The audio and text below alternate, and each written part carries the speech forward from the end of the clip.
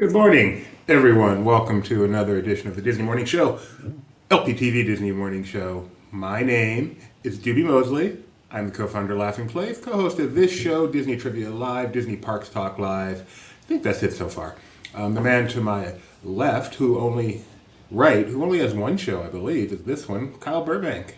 This is my only show, yeah. What are you doing today, Kyle? It's complicated now.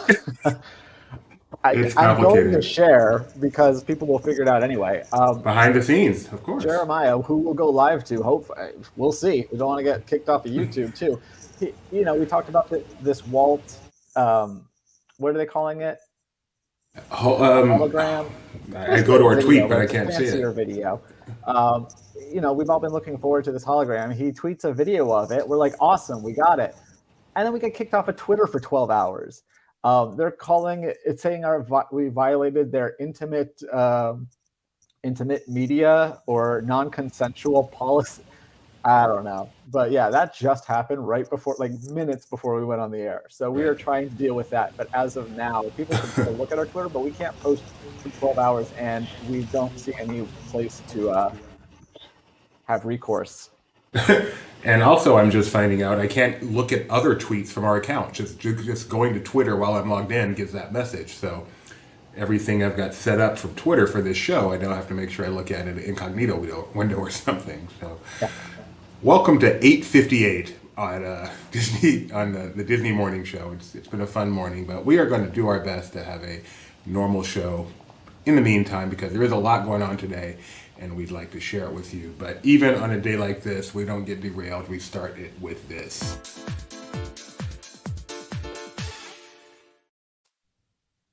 So Kyle, how you think the stock is doing? Not the Twitter stock, the Disney stock.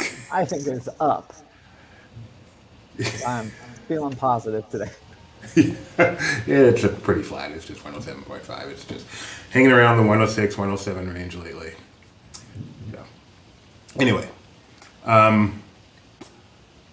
We're slowly getting back in. And then, Kyle, my fingers are crossed.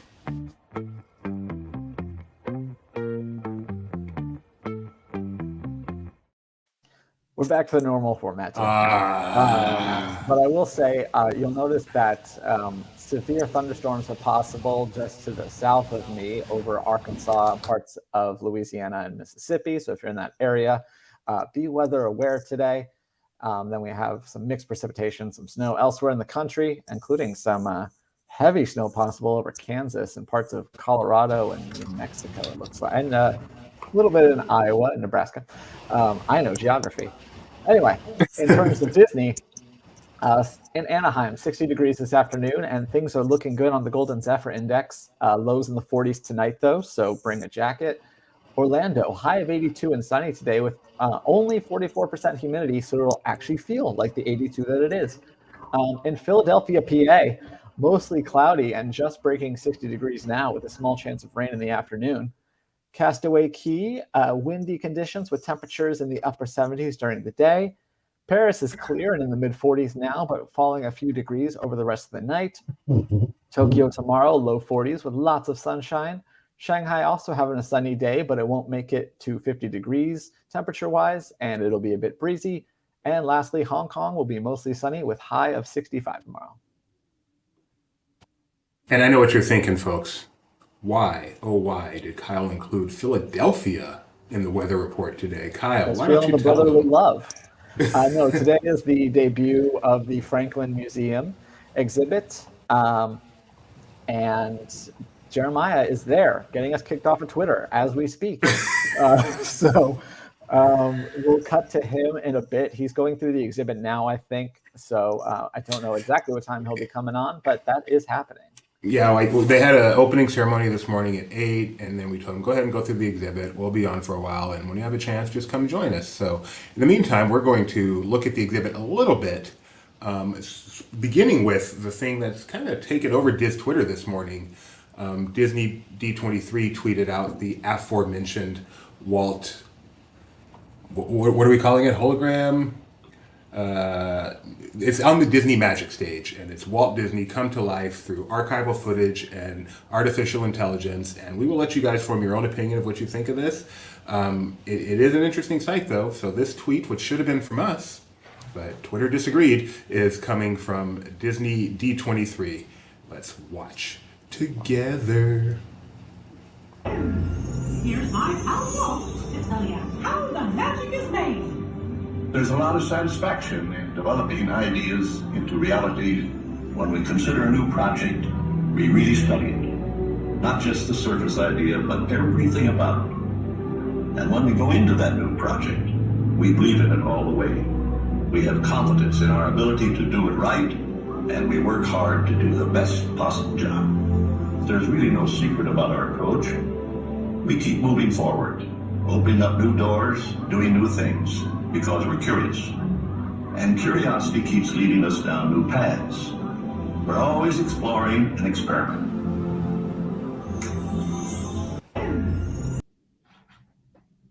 Oh, cool concept. Love the idea of it. And glad they're trying new and innovative things. What do you think of Walt, Kyle? There's moments that are good. There's other moments that are clunky. I don't know. I feel like he probably said a lot of it. They could have just shown an archive thing. They didn't really need to do a new thing. So, but this isn't just like a video, right? This is... As far as I understand, it says they used AI, so I'm assuming that he didn't really say these things. So it's basically, a deep fake. But a deep fake video? But it's just a deep fake video. It's not like a hologram or something. Like maybe they that's do why these they got days. kicked off of Twitter. Maybe it is a deep fake. Oh, that's... Wow.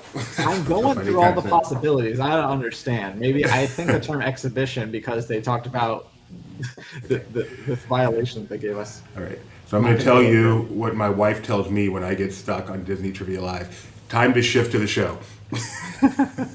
Did my audio sound better at least? Yeah, it does. It does. Cool. Yeah, we don't know why, but it looks...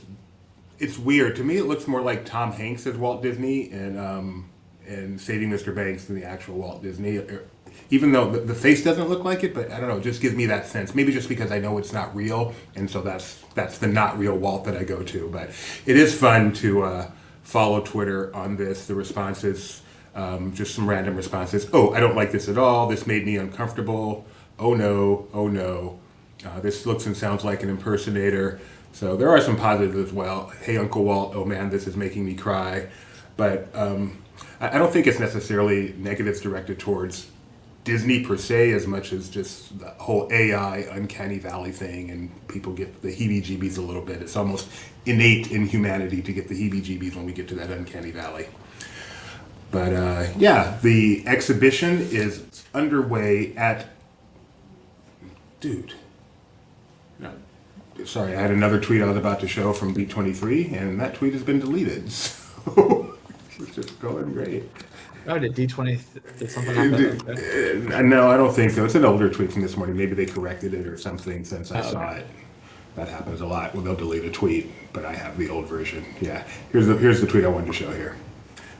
So Mickey and Minnie are at the Franklin Museum this morning as Disney100 the exhibition kicks off. That's really the big news in the world of Disney today. As Kyle said, our own Jeremiah Good is there. We will definitely be talking to him later. Hopefully our signal will be good enough that we can talk to him live and take a tour of the museum. But otherwise, we'll just get his impressions and such. We might get him running up these stairs, doing some... I officially declare this exhibition open. And it looks like D23 just tweeted a ribbon cutting moment with Becky Klein. Let's watch that real quick. Okay. I officially declare this exhibition open.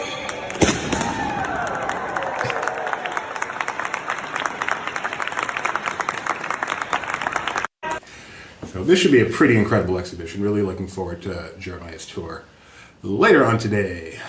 I was going to ask if he was going to visit Abbott Elementary while he was in Philadelphia, and then I realized that it sounds wrong out of context. And also, yes, I know that it's not really in Philadelphia, and it's not a real place.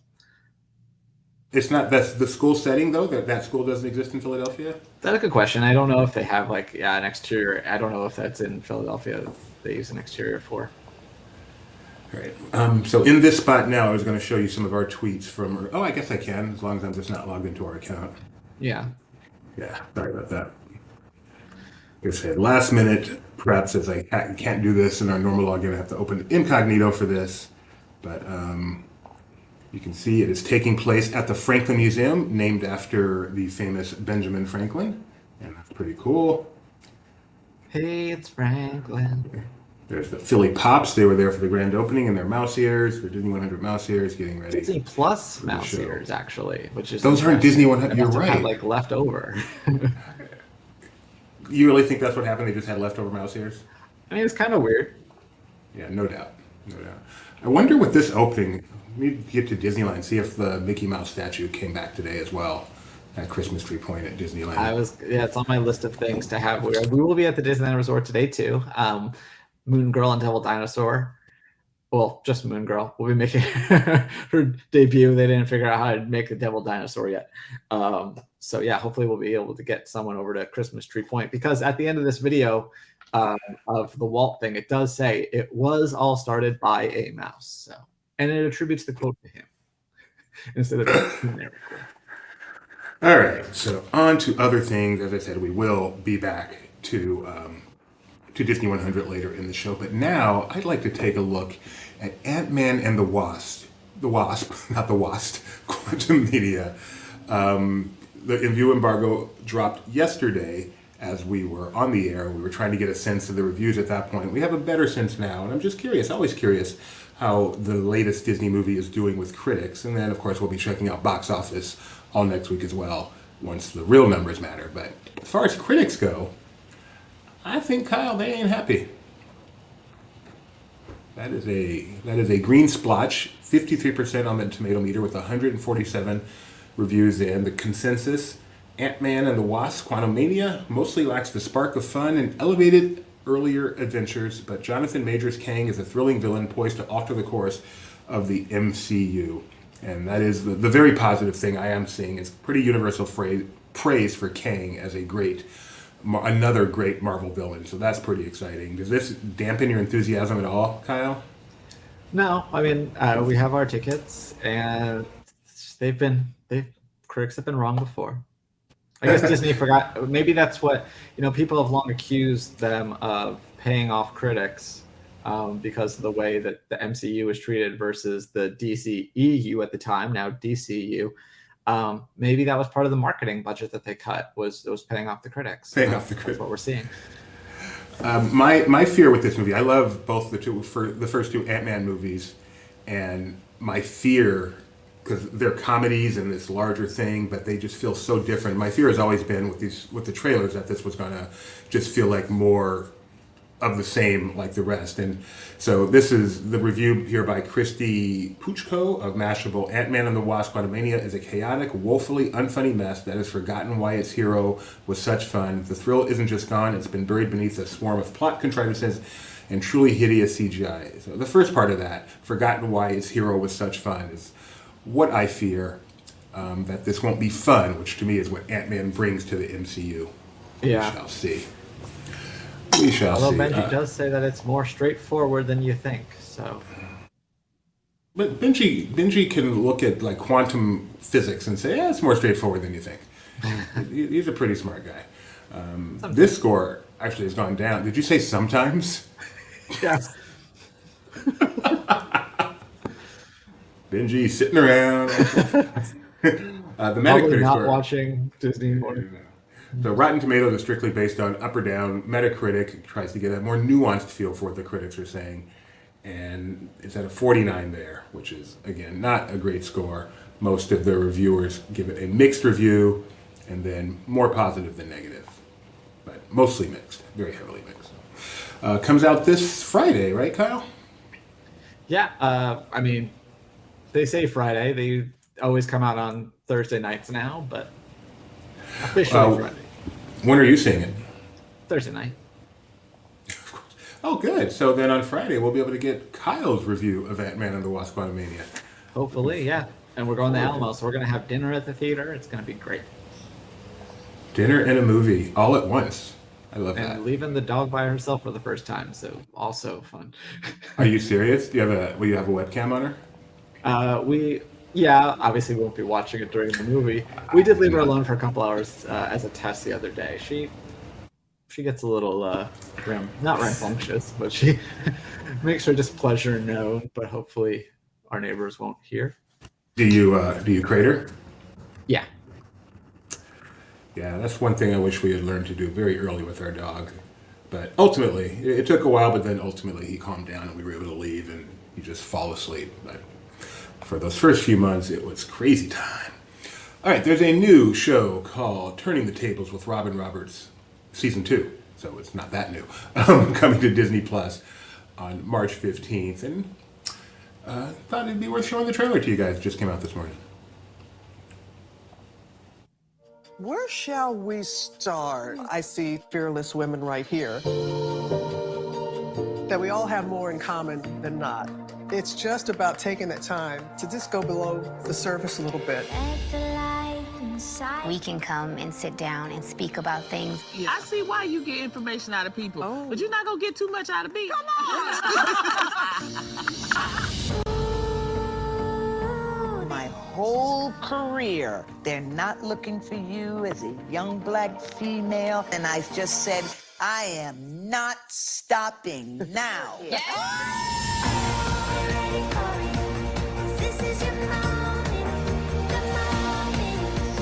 Nobody really cared about me until I was on a TV show. Was it worth me winning this gold medal? I've sacrificed so much. My parents are like, if this isn't fun for you anymore, drop it. Every bit of me had been owned by the public. People had a lot to say. You know what? It's my turn. That part. I've known I was gay since I was 5. Just allowing yourself to be is such a gift. The way you show up is an opportunity for people to understand we're in all walks of life. I don't think I could have said that any better myself. I have no problem being me. I like me.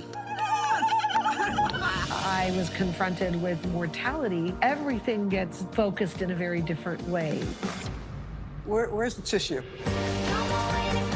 Beautiful, dynamic, creative, different women can come and have a safe conversation where we're saying, you go, girl. Thank you for affording me your grace. Oh, we get kicked out now? March 15th on Disney Plus. Is she the new Oprah, Kyle? Kinda. I hope so. I like her. I like her too. Saw her once at Disneyland. I've seen many celebrities at Disneyland just give them the hello, and she was the nicest of the bunch. She had passed me. She actually stopped, turned around, found out who said hello to her, said hi. Really sweet. That's coming to Disney Plus on March 15th, Turning the Tables with Robin Roberts. I'm a big fan of This Is Us, so seeing that actress whose name I don't know, I might actually watch that episode. I don't normally like watching celebrities talk episode, but that's a really curious one, especially considering her overweight situation, which is obviously something I have some experience with as well. Going back to the MCU, this was exciting news, don't you think, Kyle?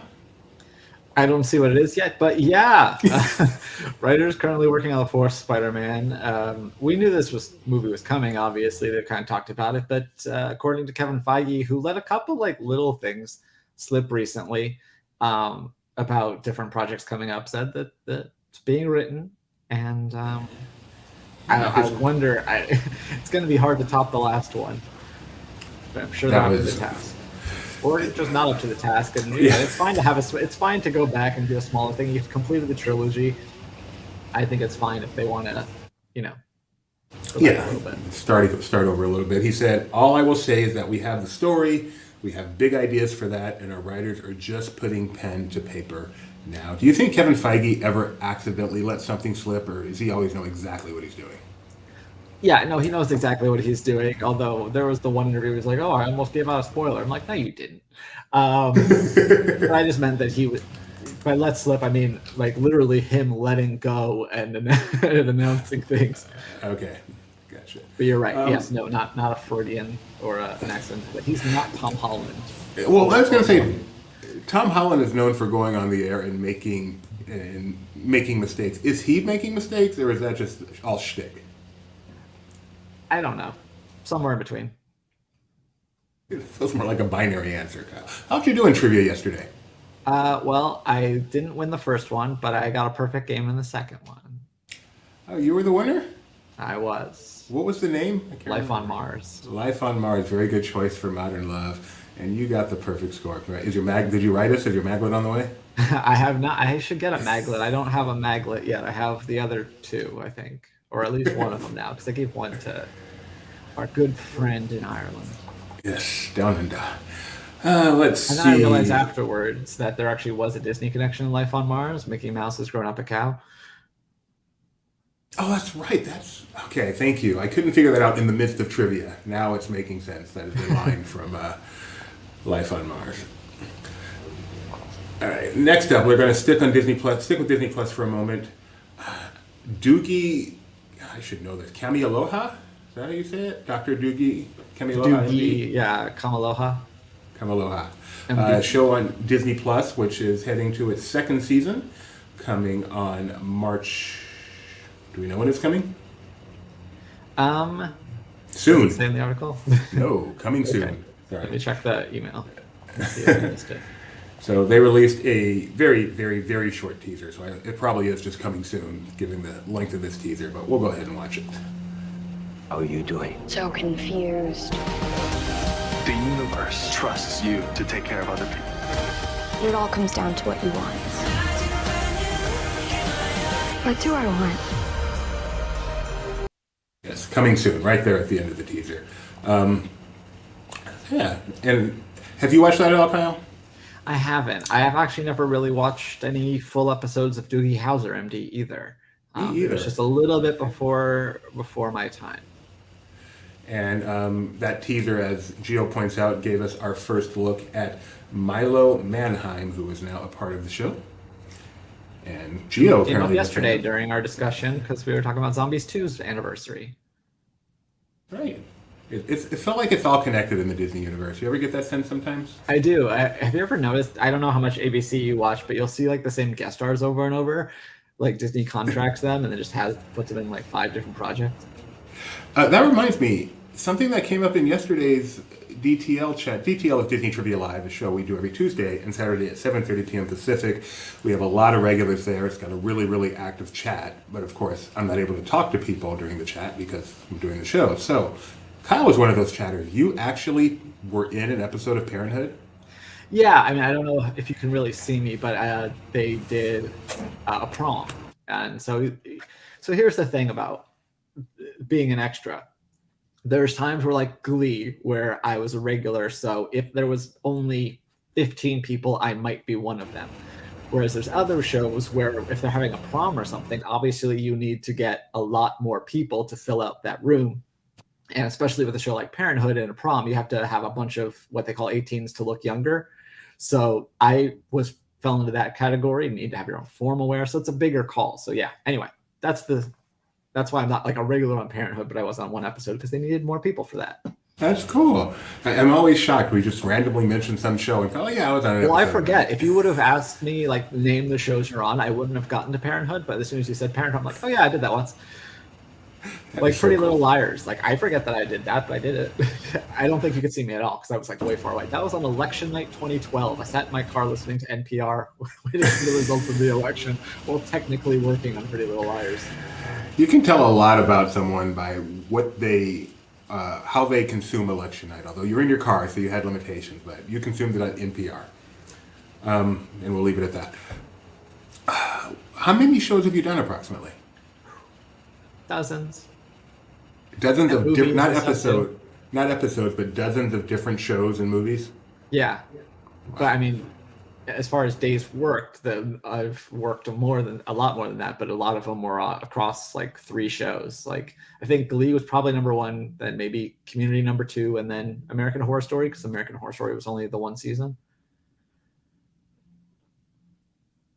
Sorry about that. All right, next up, I'll let you talk about this just for a second, Kyle. You don't know what it is yet, but now you do. Yeah, so they're going to have special screenings of Tron Legacy at Disney Springs for D23 members. I assume gold members. Can you scroll down a bit? Sorry about that. I can get the details. No problem.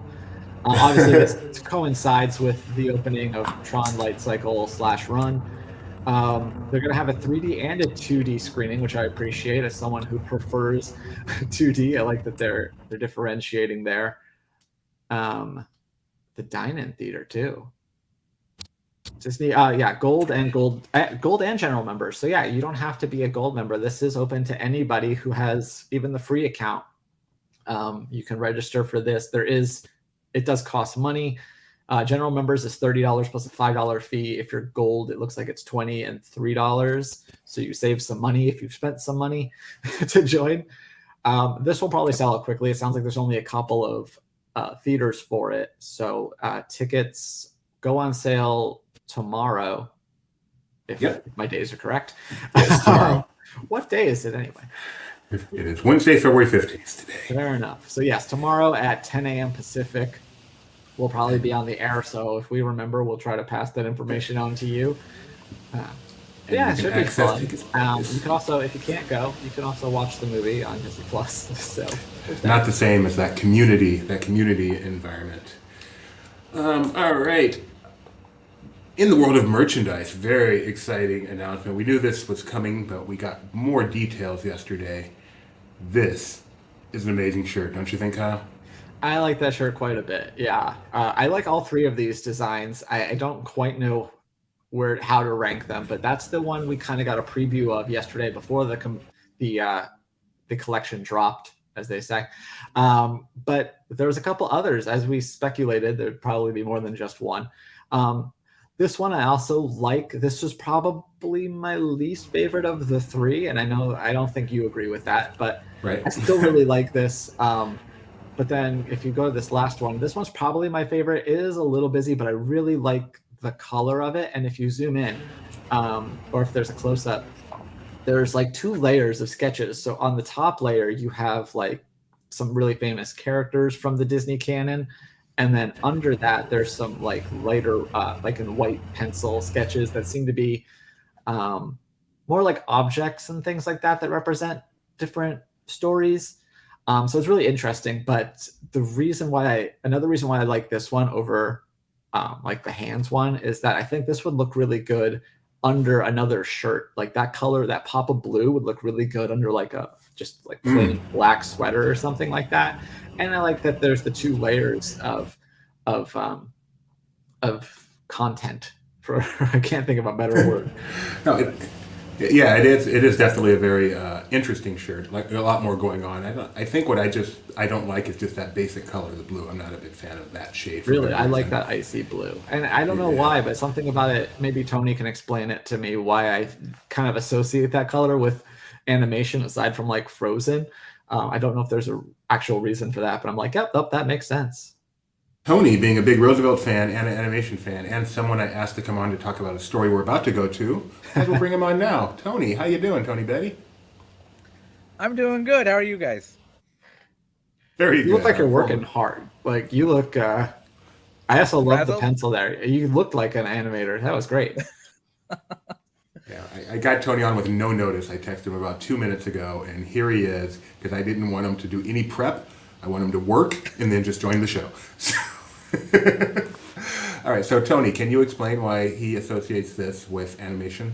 So if you go and like look at rough drawings, it's always in a light blue pencil that cleanup artists later go on in a darker pencil because the light blue doesn't get picked up by the camera.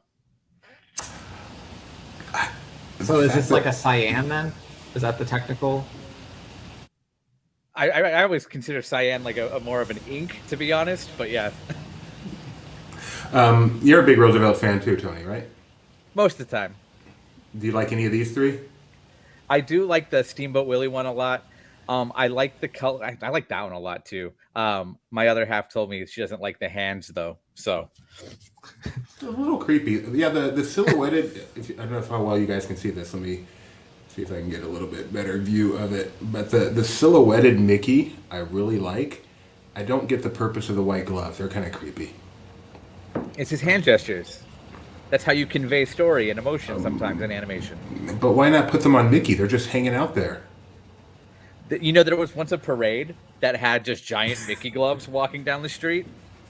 People it's like Insania. It's Mickey Mania. I like the stars and the moons, to be honest. I like that touch a lot. Yeah, I think like that would be hat. The nice white touch on top of this shirt. The hands are, I don't know, but we know I am not a fashionista. But we all I like agree the one. that I like the light blue one too. I like that one a lot, just because I like black and white a lot. But I like the one that Kyle enjoys too. But it's layered, and I feel like there's just so much going on with it. and so like people are going to just come up and stare at you trying to figure it out, and that makes you uncomfortable. Maybe.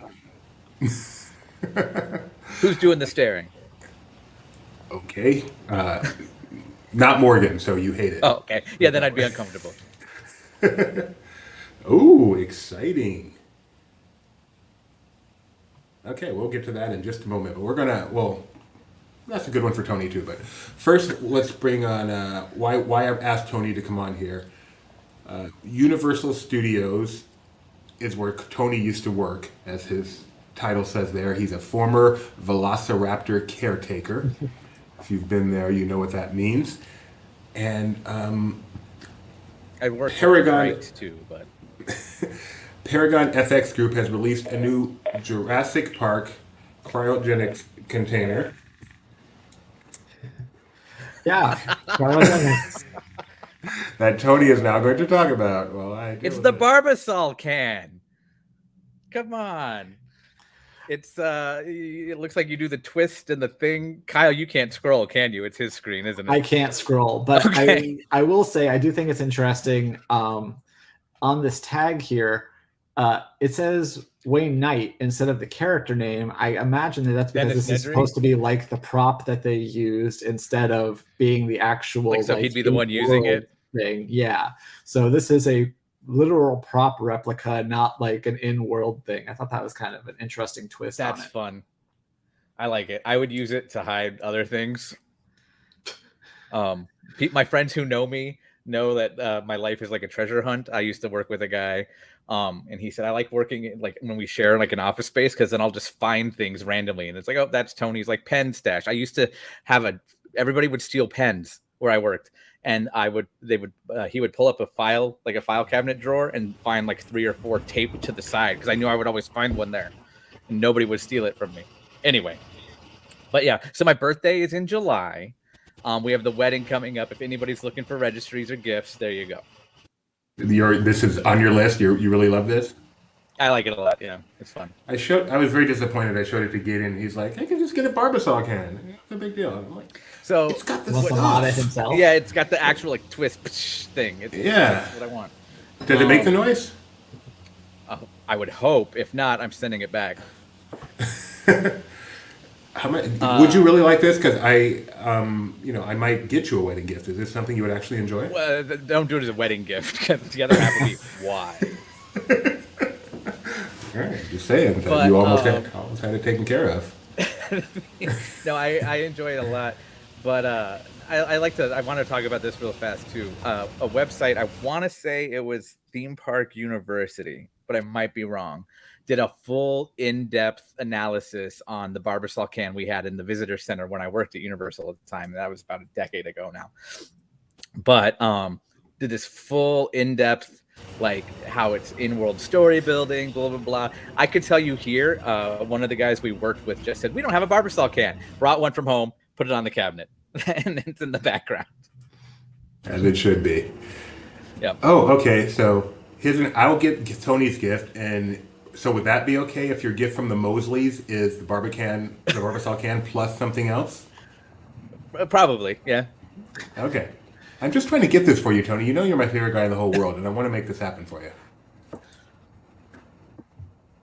Without, just doing it. I want to have a reason. I don't want to have to do that and get you a wedding gift. It has to be a reason. Got it. Okay. I'm not loaded.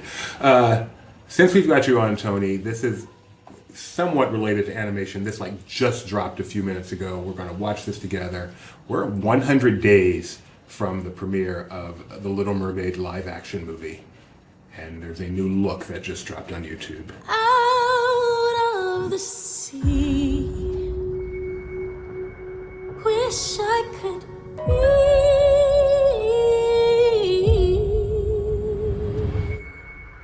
part of that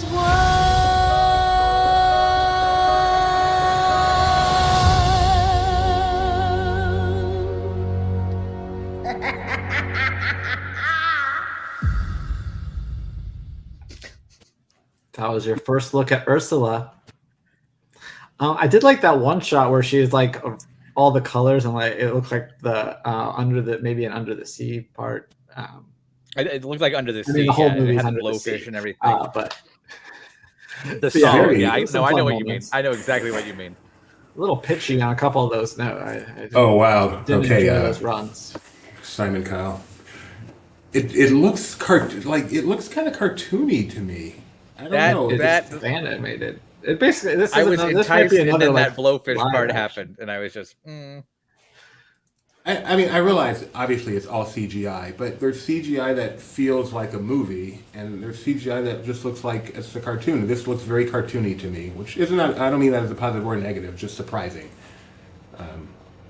Well, I would say if you put this on Twitter, it might get pulled for about 12 hours. That seems meme worthy. This shot I think is really fun. You think it's really fun? The one with the try jellyfish, I like that. That was cool. This one particularly looks cartoony for me when it shouldn't, because It's the background. Yeah, they're very two much actual on human beings. But yeah, this is cool. That is very cool. That makes me think of Finding Nemo. It looks like the quantum realm. And then, as you said, our first look. Kind of. I mean, And who plays Ursula? Hey, neighbor. Melissa McCarthy. Molly of Mike and Molly. It's Melissa fame. McCarthy, and if you couldn't tell by the laugh, It's no, she's from Gilmore Girls. No, she will always be Gilmore Girls. Is that her name? Yeah, that's a good way to describe it. It feels very sports video gamey, which often is how they make the actual sport look now. They do the cameras and effects in such a way that it looks video gamey, which is so backwards. But anyway, we are 100 days away from The Little Mermaid. Do you have any level of excitement for this film, Tony?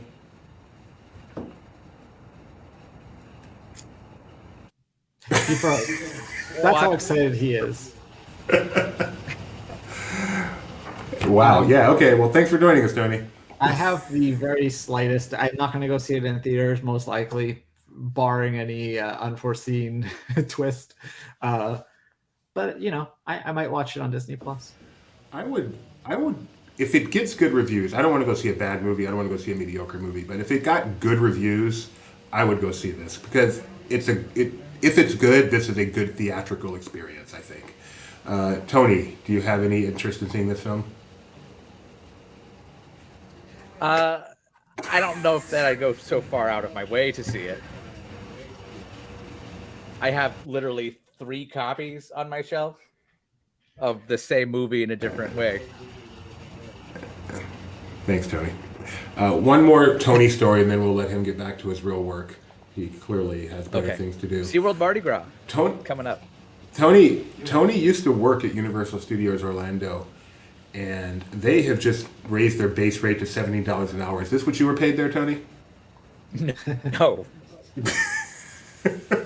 Not even close. In fact, without getting too into it, that's part of why I left. Actually, mainly the reason I left. I feel like you got plenty into it right there. Anyway, Universal Orlando raising team member, that's their term for employee, base rate to $17 an hour in June. So pretty cool. People making more money. To is a get good further thing, into June it, 4th. I think we have a note that it says, in addition, many team members will receive an increase based on the new rates in their time with the company. Yes. That is where the controversy will lie with people who already work there. Of note here, the base rate increase puts Universal Orlando $2 ahead of Walt Disney World's starting base rate of $15 an hour. So, there you go. Hey, here's a question. We always like questions. I'm going to take this one. Have any of you seen any of the live-action remakes in theaters? I saw Alice because I was working at the theater at the time, so I'm pretty sure I screened the movie. We did make a point to go see Beauty and the Beast because that's Becca's favorite of the animated movies. And I'm trying to think if I've seen other ones. I must have. We saw Maleficent, if that counts. Whatever. That was. We also had an unlimited subscription at that time, so we went to go see that. And man, is that a boring movie? But the sequel is really good, though. That's what I've heard. You said that. Benji said. Although Benji said it because, like, when you go to the junket for the movie, you kind of get indoctrinated a little bit, right? But I did not get to a junket. Any others that I've seen in theaters. I saw the Jungle Book. And then which I actually enjoyed the Jungle Book remake a lot. And then I saw Alice in Wonderland, actually at Kyle's old stomping grounds, at the Americana at Brand, at that theater there. Very nice. Which is and now I was an bored to AMC. death. It was I a hated Pacific. live action. Yeah, it was Pacific Theaters. I did not like live action Alice. It was a snooze fest. My Jabba Baby Walkie. Wow. I saw live action Alice in theaters. I thought it was really good. I liked it a lot. So you're wrong, Tony. I think the best of the live actions I did see in theaters, Aladdin. I thought that was better than the original, and totally very happy I went to see that one in theaters. Maleficent 2 I saw on little screen. Wish I'd seen it on big screen. It was excellent. Cinderella was another one that was good. I saw on the little screen, but it was excellent. These, I think that some people like to poo-poo these live-action remakes as universally bad, but they're a mixed bag. There are some really good ones out there. And then there's the Lion King. I like the Jungle Book. I'm trying to remember the other ones right now.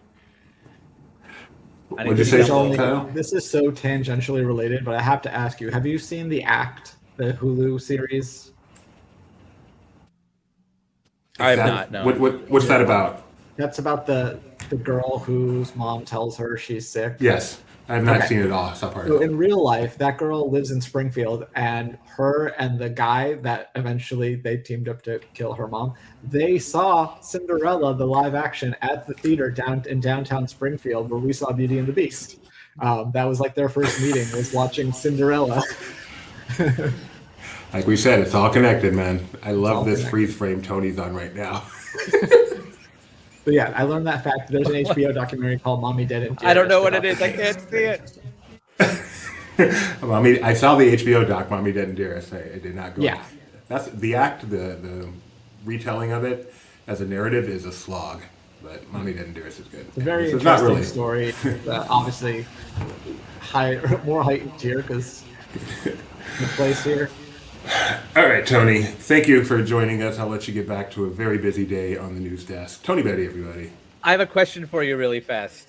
Sure. But I have a question. Go ahead. Okay. In coding, what, because I keep talking about the Tron slash. What is the difference between a forward slash and a backward slash? They're two different characters. Like, what's the difference between an A and a B? They're used for... A slash, the forward slash is used as a directory separator in most of the world, although in DOS, the backslash is the directory separator. The forward slash is used in URLs, the backslash is not. I can't think of anything the backslash is really used for except for, two things. It's used as the directory separator in DOS. It's also used as an escape character. So like if you want to put a double quote inside of a double quote, you'll do backslash double quote to let the interpreter know that the double quote is to interpret it as a double quote and not the end of the string. Thanks, Tony. Talk to you later. Bye. I haven't seen that one. I've never had that one pulled on me. There was one here. I just made one very quickly in case.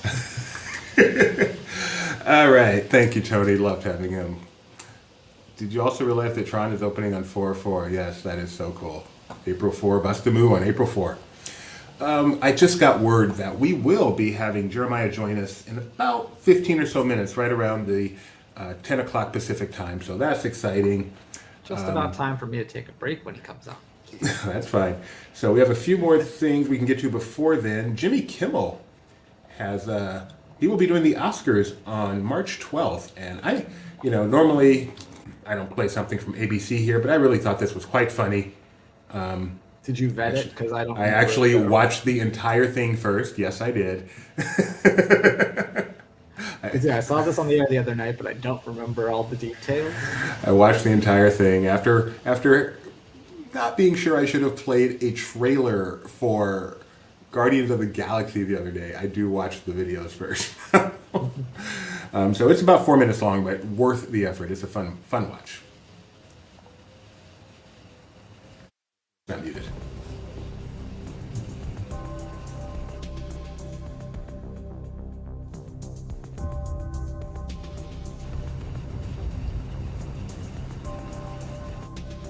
James Christian Kimmel, your reputation precedes you. Thank you. not in a good way. No. This is Rear Admiral Bates. I'm Vice Admiral Bo Cyclone Simpson. That is an awesome name. I know. We've summoned you here today to talk about the Oscars. I have to admit, I wasn't expecting to be asked to host again. Well, let me be perfectly clear. You were not my first choice. Or my second choice. Or my third, fourth, fifth, or 11th choice. In fact, we asked a lot of people before you. Well, I'd rather not know who they were. Let me tell you. Whoopi Goldberg, Tina Fey, Jon Stewart, Chris Rock. Letterman, Leno, Arsenio, Magic Johnson, Chevy Chase, a child dressed as a pirate. Well, those are pretty good. Steve Martin, Steve Carell, Steve Buscemi, Steve Austin, Steve Seagal, Steve Urkel, Steve from Blue's Clues. That's just the Steves. Did you ask Steve Harvey? Begged Steve Harvey. He would have been good. Good? Are you kidding? Steve Harvey would have been incredible. But that's not important right now. Warlock, tell him about the mission. The objective is the 3,332-seat Dolby Theater on Hollywood Boulevard. Inside is the 95th Oscars. A 3-hour celebration of... 3 hours, right. A 3-hour celebration of cinema, featuring the biggest movie stars in the world. ABC has tasked us with finding a host who is unflappable and unslappable. Good. Oh, that's good, because I can't get slapped. I cry a lot. Tell us your plan of attack. Well, I'd probably start with a big musical number. One that would go a little something like this. The Oscars, the stars. Okay, please, no singing. What about a dance number where I really...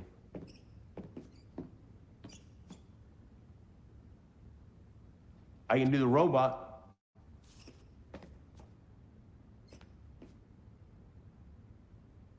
No dancing. Well, in that case, that's a big audience of very nervous, famous people. So I'd probably start with something self-deprecating to break the ice, joke about how I'm wearing 2 sets of Spanx, maybe something about the magic of storytelling. They love that. And then I'll lead a standing ovation for someone old, and if I make it out, there's only 4 or 5 hours left until we give Best Picture to hopefully the right movie. What do you think? I think we made a terrible mistake. I think he can do it. Double Admiral Crystal. Is there any way you could host? I don't No, I have a dentist appointment. in a Jimmy Kimmel Sunday night. sketch. Sunday. Listen, I've hosted this thing 9 times, and I say give the kid a shot. Oh, wait, you know, I've hosted twice before. Really? Yeah. Didn't see it. You know, you don't have to take this job. I actually do. I went all in on crypto, and I'm about to lose my condominium. So, I mean, unless you got somebody better.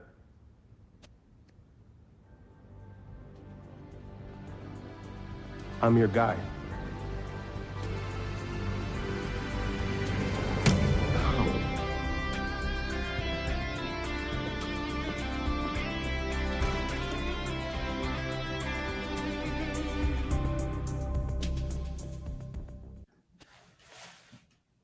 March 12th on ABC, Jimmy Kimmel hosting the Academy Awards. You gonna be watching, Kyle?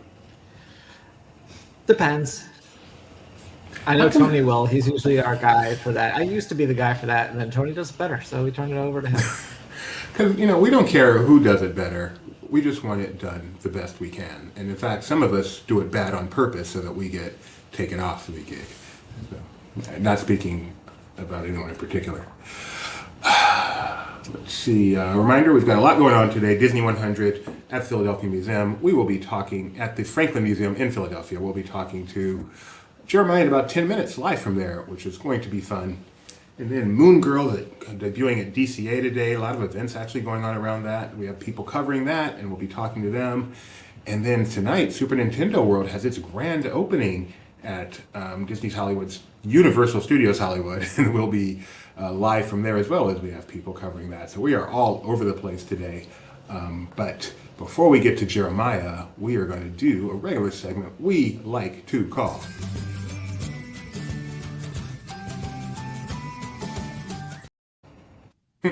All right. This is when you're scrolling through TikTok. Oh, I thought you wanted me to explain it. I do.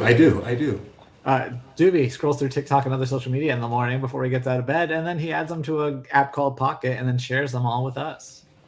And I've been wanting to do, this is one, TikTok has the memes, whatever, I don't know what they're called. It's not really a meme, but that everyone uses for their videos. And this is one that's just so funny, but I haven't found a Disney one to do. Finally found one this morning. This is from the Gluten-Free Traveler. Mike? The other one. The way you feel. One kiss is all it takes. Falling in love with me. The way you feel. Are you familiar with the One Kiss Is All It Takes? Have you seen any of those? No. No. But I think I know that streamer, but I don't know. He is a very famous streamer. I've never heard of him, but he is very well known. I don't remember his name. So I don't want to be wrong, but I'm pretty sure it's the one who set off fireworks in his own house. okay. I don't know. You don't want to be wrong when you say that, that's for sure. So yes, we all know that feeling of going on a Disney cruise. It feels so good, and then in the morning you wake up and see the sign that says "See you real soon." So, and only one more pocket pick today. Guess who's on TikTok? Well, I already know. Okay, well then don't guess, but I will show everyone. This is the first TikTok from a brand new account. Hello there. Hello there. Hello there. Star Wars has an official TikTok account. That's my level of TikTok editing. I can stream 3 clips together easy. TikTok is not. It is amazing what TikTok is. It's such a hodgepodge. You piece stuff together. Like what it seems to be is you find whatever the popular thing is, like One Kiss Is All It Takes. Then you figure out a way to apply it to whatever you cover. In our case, Disney. And then you hope it hits, and sometimes it does. Very strange thing. Anyway, that's it for the pocket picks today. Just a couple. And now it is time for what actually is my favorite part of the show. One of the reasons I love this part of the show is I get a chance to talk about many of Kyle's favorite things. For example, today, happy birthday to Kyle's favorite Disney spouse, Lillian Disney, born on this day in I guess that would rank highly. Of all the people that Walt Disney was married to, Lillian would have to rank number 1. There are more Disney spouses than that. You know, Roy had a wife. Lillian Disney Bounds is what she was. No, Lillian Bounds is her birth name, and then she married Walt. So much of Disney Bound is Disney Bounds. Married Walt in 1925. She worked as an ink artist at Disney when they got together. They remained together until he passed away in 1966. And she passed away later than that. Yeah, 1997. So much later. Happy birthday, Lillian. You can see her whenever you see Lillian in the Disney parks. It is named after Lillian Disney, Walt's beloved wife. On this day in history, 1950.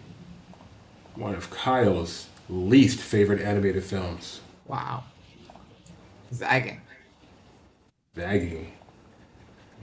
Ah! 12, and the spell will be broken, and everything will be as it was before. It's like a dream, a wonderful dream come true. Classic among classics, Cinderella itself, released on this day in 1950. Yes, it is on Disney Plus, and I suspect Kyle's actually a fan of this movie. It's pretty good. I also, there's been so many different stories. Obviously, this wasn't the original telling of Cinderella either, but there's been so many different tellings, like Sneakerella most recently. So yeah, it's a story that I'm pretty sure everyone knows at least a few details about Cinderella. Like, I wonder, a giant percentage of people in the world must have at least heard of Cinderella. So, first question, what's your favorite song in Cinderella? Bibbidi Bobbidi Boo, I guess. Or, yeah. Good choice. Or, what's the work song? I guess so, yeah, that's probably what it is. I'm like, the Cinderella song, hurry, hurry, hurry, hurry, gotta help us, Cinderella. That's the work song. I like that one too. That would be my choice. And then Sneakerella, a worthy Cinderella I reboot? think Sneakerella's fun for being a Disney Plus movie. I mean, I went to the premiere just for work, and it was fun. So that's part of it. But no, I enjoyed it. There's a couple good songs in that, and doesn't take itself too seriously. She has a nice statue on the Wish. Yes, she does. Can't wait to see it. On this day in 1996, a new administration building opened. Yes, that's worthy of making the list today. The Team Disney Anaheim building opened off Harbor Boulevard, aka what everyone used to call it when I was a Disney fan back in the day, the hot dog building, green on one side, yellow on the other, and a bunch of hot dogs in the middle. I never heard that. That's funny. I saw this building so many times on the 5 before I ever knew what it was. I think it reminds me of like fish gills, like the multicolored aspect. Well, not multicolored, the way it kind of like. You've ruined it for me. You've ruined it for me. Either, for that matter. The only thing I don't like about it is it blocks the view you used to get as you're driving down the 5 coming, and it's like you can see the Matterhorn off in the distance. You're like, we're almost there, and you now don't get that view anymore until you get past the building, which means you're basically there already. So, but other than that, very cool. I got to go there one time. Yeah, I think just one time. That's where I interviewed Cynthia Harris. The second time we interviewed her, I got to interview her at the hot dog building. Very cool. Very nice. And I've run by it for Run Disney, but I've never been inside. Oh, cool. Oh, that's cool.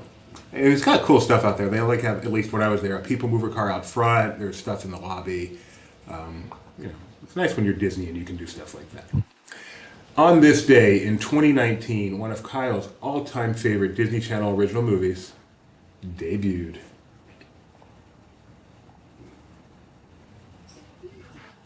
Do you want to share it? Yeah, I do actually.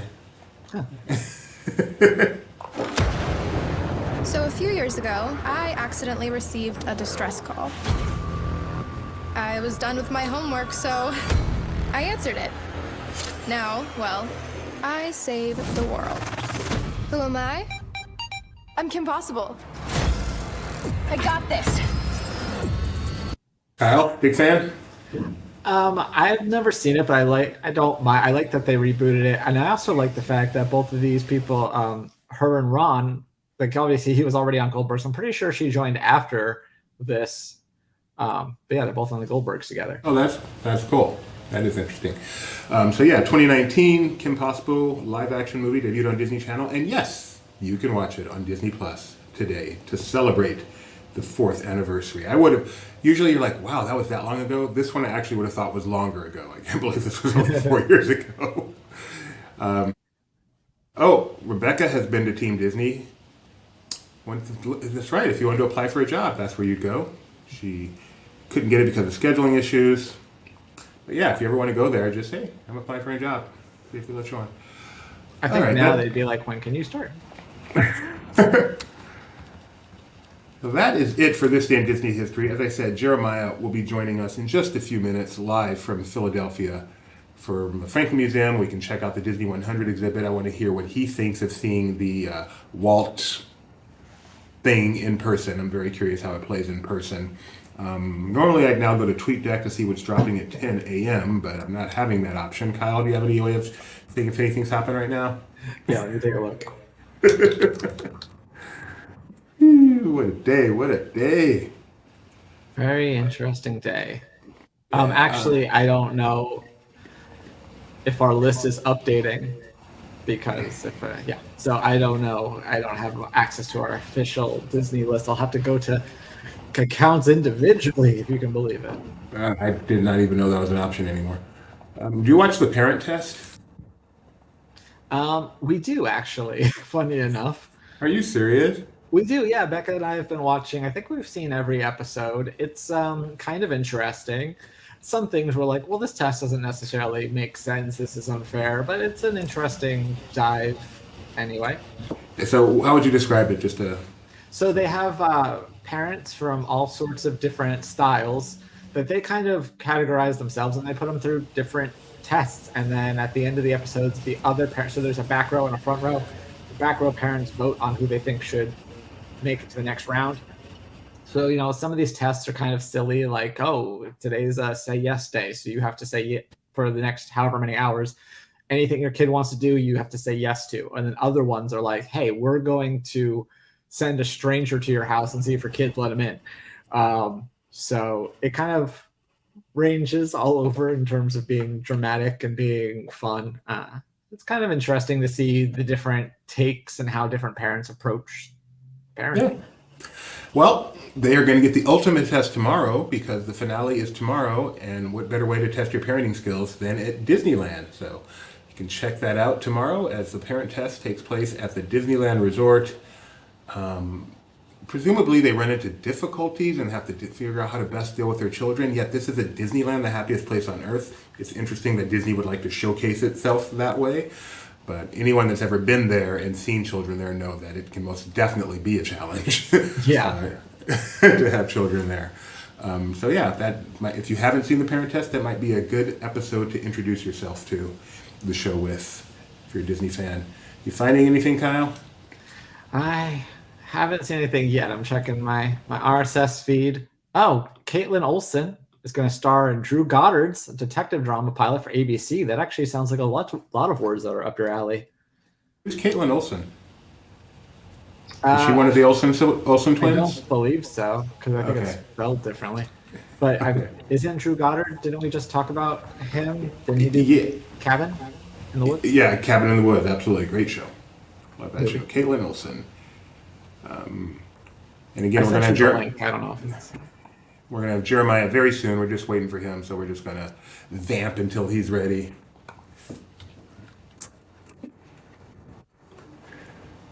Looks like she's on Mythic Quest if this photo is to be believed. Isn't it coming up for me? The link I sent in it is. I just didn't. Just making sure.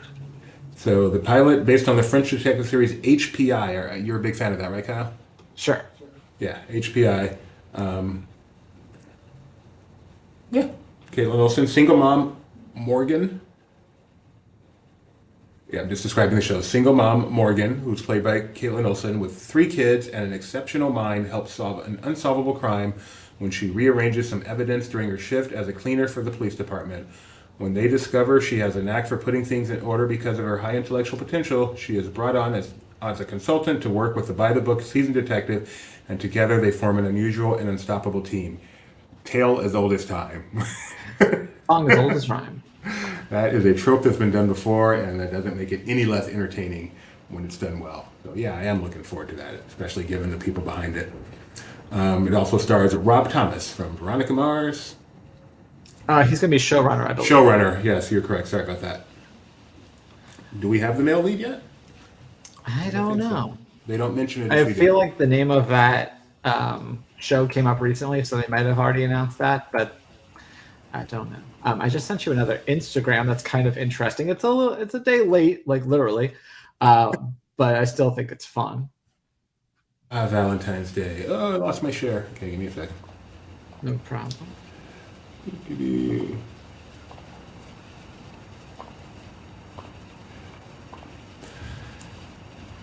So what are we looking at? Oh yeah, we have a few photos here. They celebrated in Shanghai with some of the royal couples. I like how they all have corresponding outfit. Like it reminds me of Small World in California, the gold and white, with a little bit of their own colors, I guess. And there you have like that aqua for Ariel. It reminds me of animation. Pink for Belle and Beast. This is really pretty. Blue, royal blue for Cinderella. Well, not royal blue, but light blue for Cinderella, and then that green for Tiana and Davine there. Yeah, let's get back to Snow White, the best of the bunch. There she is. Oh, he's proposing to her. Let me check in with Germ, see how things are going over there. What were our top stories today? Oh, why did I type soon? I should type soon with a question mark. All right. Just to recap some of today, what we've been doing, of course, Disney100. You know what? That's a good thing to do. Let us take a look at Walt again for anyone that may have missed it the first time. And see what you guys think of this. So they call it the Disney Magic Stage at the Disney100 exhibit at the Franklin Museum in Philadelphia. And it's Walt come to life with, as they said, archival footage and AI technology. So share this tab. There we go. Here's my house to tell you how the magic is made. There's a lot of satisfaction in developing ideas into reality. When we consider a new project, we really study it. Not just the surface idea, but everything about it. And when we go into that new project, we believe in it all the way. We have confidence in our ability to do it right, and we work hard to do the best possible job. There's really no secret about our approach. We keep moving forward, opening up new doors, doing new things, because we're curious. And curiosity keeps leading us down new paths. We're always exploring and experimenting.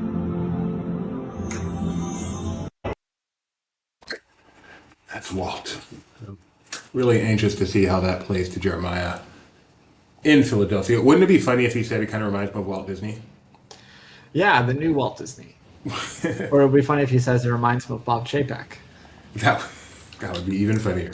Who apparently they do mention in the exhibit. Or something. I saw Benji mention something about Bob Chapek. I don't know. Sometimes Benji forgets we're on the air, but he did just ask for a StreamYard link, so I don't know if he's coming to join us. Nope, he sent it to Jeremiah. I think Benji was making a joke. And Benji's coming. Hey, Ben. He's got his hand out there. I'm not sure why he's here. If you want to come on the air, Ben, give me a thumbs up.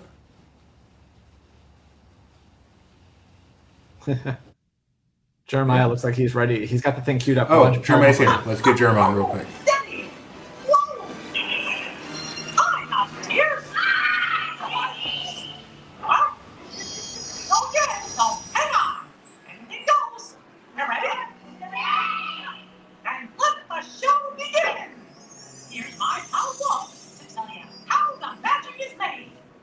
There's a lot of satisfaction in developing ideas into reality. When we consider a new project, we really study it. Not just the surface idea, but everything about it. And when we go into that new project, we believe in it all the way. We have confidence in our ability to do it right, and we work hard to do the best possible job. There's really no secret about our approach. We keep moving forward, opening up new doors, doing new things, because we're curious. And curiosity keeps leading us down new paths. We're always exploring and experimenting. Everybody ready? Then off with the show! Hi, guys. Hey, Jeremiah. How you doing? I'm doing well. How about yourself? Doing well. Jeremiah is live at the Disney100 exhibit at the Franklin Museum, so that is kind of your welcome to the exhibit. Is that how it works, Jeremiah? That is the welcome from Walt, pieced together from different archival footage and speeches. It is not a hologram, no matter what everybody keeps saying. It is Disney's magic stage. How does it look in person as opposed to, I don't know if you've been on the Twitterverse, but it's been not necessarily wonderfully received. How did it feel to you in person? It looks really good. I mean, it's Walt in his prime, but you can, I stood up close and watched it probably 10 times, and it's not, you can tell it's pieced together Walt, but you can't tell unless you're standing there. I don't know what people on the Twitterverse are saying, but I think also people have built it up so much that it's a hologram. It's not. It's just a media that's put together. Yeah, because it just looks a little bit unnatural to us, but you think it looks great. Yeah. So that's what matters. Yeah. All right. I'm going to actually turn it over to Kyle just for a moment. And Kyle, Ben is in Disneyland right now. We're I'll keep the an eye cavalcade out for there. Moon Girl. So yeah, Jeremiah, we may go away from you just for a moment so we can get a live view of the cavalcade for Moon Girl out in California. But I'll be back in one moment. Alice's Fishy Story. Have you seen this one? No, I've actually only seen probably 2 of the original Alice comedies. This exhibition is separated into 10 different rooms, and they're not done chronologically, so to speak. But this one is it's where it all began, and they talk about the Alice comedies and Oswald, and then of course Some of those are they're entering the public domain, so you can find a few of these on our YouTube channel. Yes. If you want to watch them. And Alex is actually more than I realized at the time, but some of the Alex comedies, he's had to use different sources and kind of, I wouldn't say remastering, but making a few changes to make sure that people can enjoy them. So be sure to check those out while we're at it. But this is all about the early days of Walt and the Walt Disney Company. And then we go into the Walt Legacy, which is a timeline that starts from, the beginning all the way up to Soul. And these all change. I'm going to cut you off for a second, Jeremiah. Sure. We're going to go over to Ben real quick. Here we go. I'm going to take you over to the audio, so enjoy. So yeah, this is a cavalcade that they're doing to welcome Moon Girl fans, Devil Dinosaur, as far as I understand.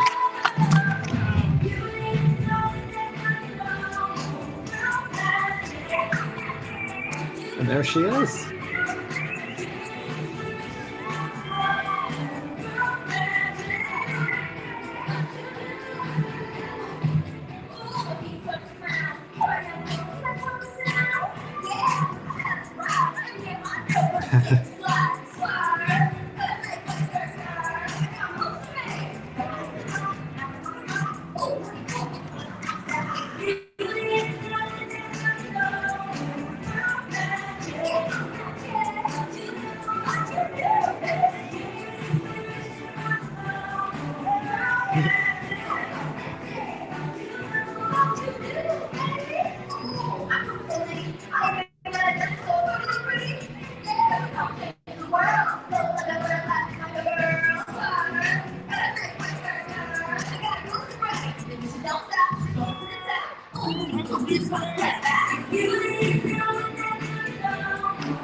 I like the driver is singing. He's obviously heard this song a few times.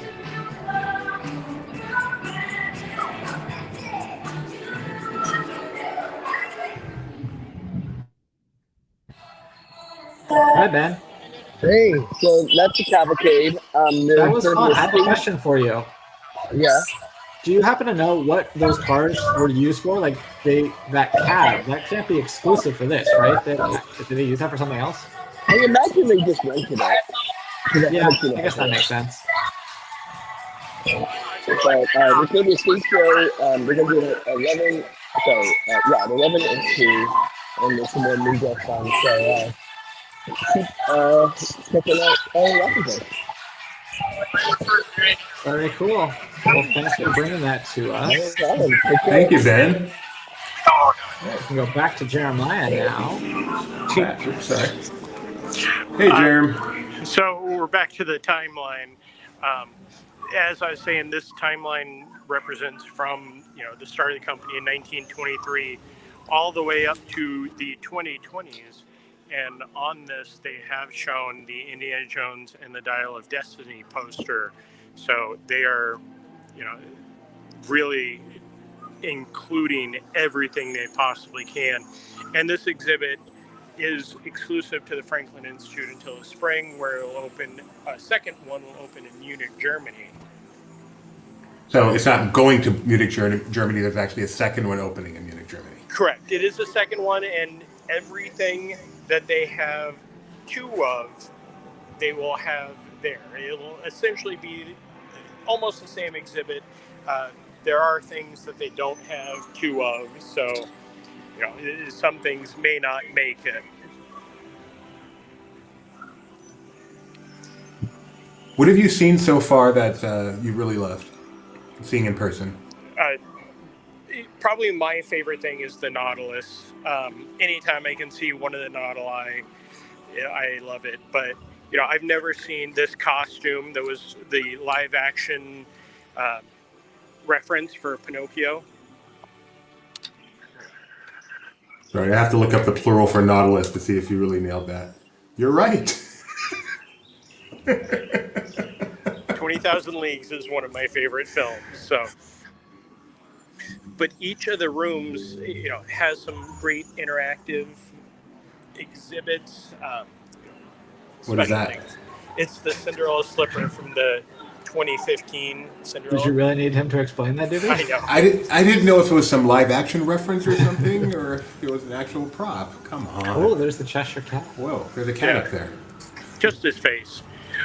This is one of my favorite things. So it is the snow globe, and this is the actual snow globe. And they've added a bit of Disney magic, so we can watch it go through its cycle one more time. And like this, in Munich, they will have the other snow globe. You know, if you're not familiar with the famous story of the snow globe, how Dave Smith found it while he was walking through the studios in a janitor closet and rescued it. This is that one, and then the second one will be in Munich, and that's from Mary Poppins Returns. So you can see the magic is the birds are inside the snow globe, and then they start to break out. So this is the one that's from the original Mary Poppins? Correct. Just like this is Mary Poppins' original horse. It has been restored, and in Munich, they'll have Bert's horse that was not restored, so it has the original paint on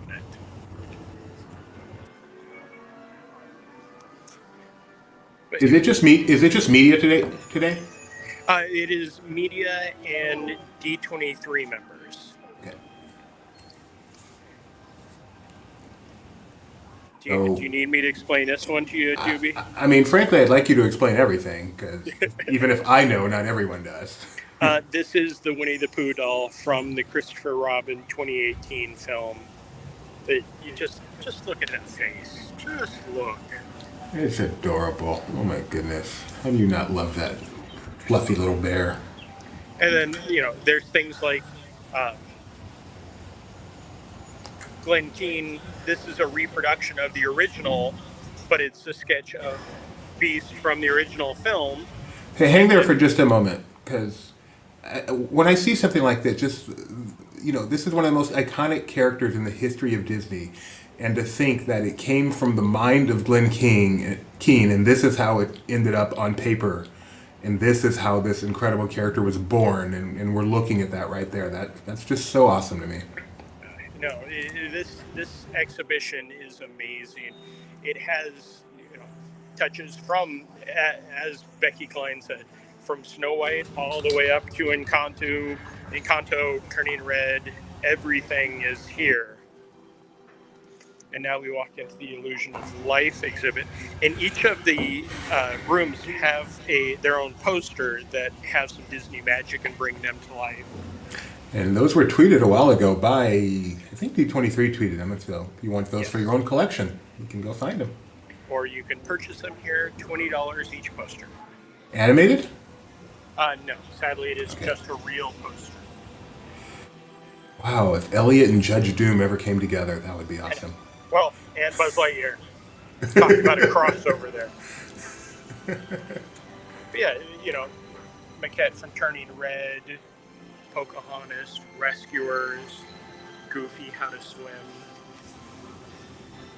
They have just a little bit of everything in here. Frankenweenie. Who's that? Mr. Thomas from Lion, Witch, and Wardrobe. Yes, of course. Yes. Yeah. Do you know who that is? Do I have to explain that to you? Toe Mater. Try better backwards than forwards. Is that Jiminy from Pinocchio? That was the maquette they used for the original Pinocchio? Correct. Wow. And then we also have Timothy Mouse. Amazing. Yeah, and here it's the story of how Cruella went from sketch all the way to live action film. So these are sketches for the live action or going back to the original? Those are the original, and then we start to cross over into the 101 and 102 with Glenn Close. So were those Mark Davis sketches? No, that's Glenn Close. Yes, those are Mark Davis. Oh, give me a second to look at that. That's just crazy. Oh my goodness. Wow. No, I've only had the chance to walk through here quickly taking pictures and video, but now I'm gonna do this, and then I'm coming back in to drool over everything. Work first, drool later. Exactly. Yeah, And, this is the costume from the 2021 Cruella film. Glenn Close. No. No, 2021. Cruella. Oh, 20 Cruella. Cruella. I'm sorry. I'm an idiot. Emma Stone. Sorry. Was that Disney legend Josh Gad? It is Disney legend Josh Gad. And then What is that? It's actually one of the toy puppets from the Broadway musical. Oh. And then we go into another iconic character, Ariel, that talks about, this is from the way back when they were first designing a Little Mermaid to all the current Little Mermaid on Broadway. And then from the 2019 live action on Wonderful World of Disney.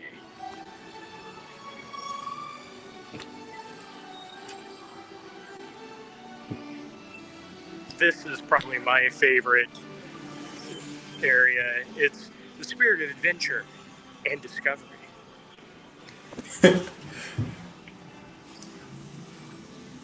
Was this from the Pirates movie? Pirates movie. This is from On Stranger Tides. And again, hopefully we can get the transformation of it. This is actually one of the... Oh, there it goes. Oh, yeah. Yeah, one of the real props.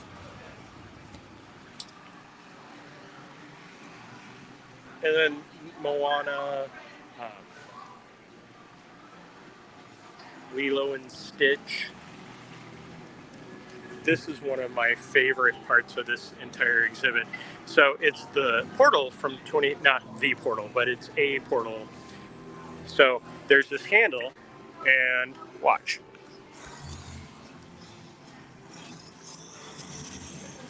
It turns into a James Bond movie? Yes.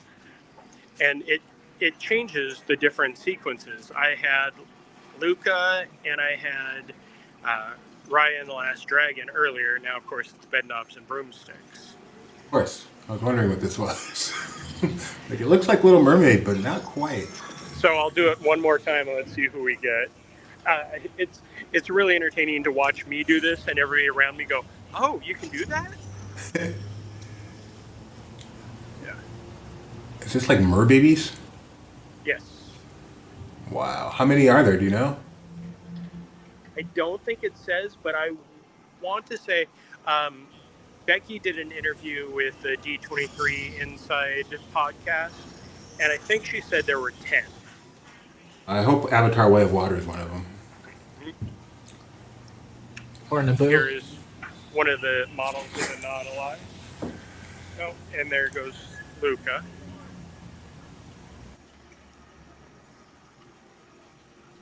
As you were on the second floor. Thank you. Thank you very much. Let's see the Nautilus closer. So where was this originally? Is this just a model for the film or something? Yes. Okay. And once I get to the actual sign, I will tell you. Oh, there's the window. That's the window we were just looking through. This is the special effects filming model. It's huge. Yes, 6 feet, I believe they said. And in here, they also, talk about the Jungle Cruise. This is one that, the nerds here will love. Sadly, this isn't fully functional yet, but Gooby, what are those? Oh, that's Mara. Yes. So it says line up the 3 symbols, and I played with this about 10 times, and sadly, it's not working yet. But when you do line up the 3 symbols, that lights up down there, and that's the piece of wood from National Treasure Book of Secrets. That is so clever. Oh my, is that clever. Is it a special kind of wood? Yes. Do you know what kind of wood it is? Hollywood? It is. Yeah. Here's the model for the Jungle Cruise that was used by Walt in the Disneyland television show.